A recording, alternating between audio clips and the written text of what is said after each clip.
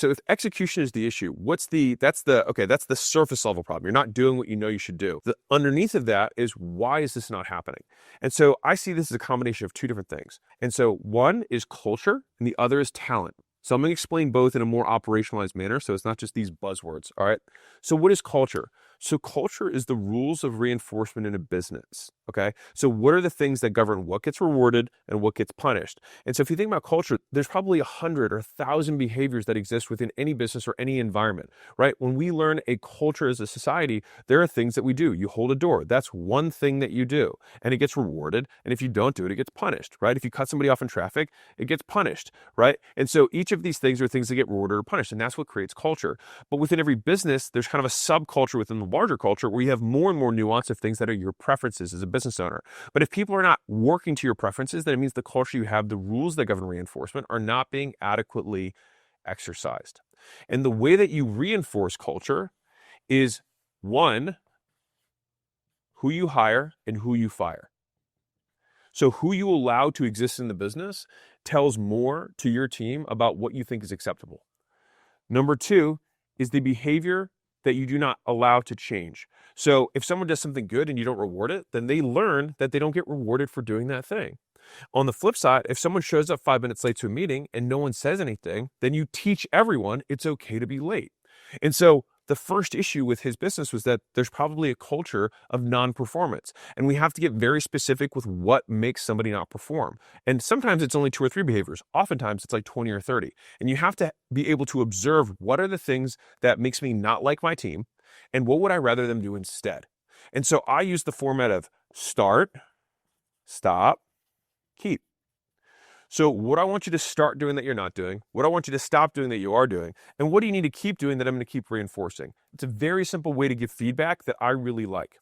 Now, what about talent? Because that's the second half of this. So one is the rules, right? The talent is the people who are actually doing the behaviors, doing the stuff. And so from a talent perspective, a lot of businesses can't expand anymore, not because they don't have the model to do it, but they don't have the ability to execute on the plan. And the ability to execute on the plan comes down to the quality of the people that you have in the business. And I can tell you this firsthand, you probably don't have high enough bar for who should be working for you. And I say this for myself too. The moment I increase the quality of the people who work with me, the more money I make, right? And so what's really interesting is that I think that this is one of the greatest arbitrage opportunities that exist in business to this day still, which is that the 50% mark for a role is $75,000 a year. Now, for you to pay 90th percentile, it might be $115,000 per year. Right? Now you might be like, wow, that's a big difference. But here's the thing, is that this person is probably like 5 times more effective than this one, but they only cost 30% more. That's a great deal. That's a good investment. And so at this point, all I really try and do is just find rainmakers. I want people who are exceptional, who are obsessed with this task. Now, how do you differentiate the people who are good versus not? I'll give you a tactic around this. So when you're interviewing, I like to know what someone's doing in their off time. And if what they do in their off time is not what I want them to do in their full time, then they're not going to be full time, right? They're going to be always moonlighting to their other thing. And so I'd rather say, like, what are you obsessed with? And I like asking that question.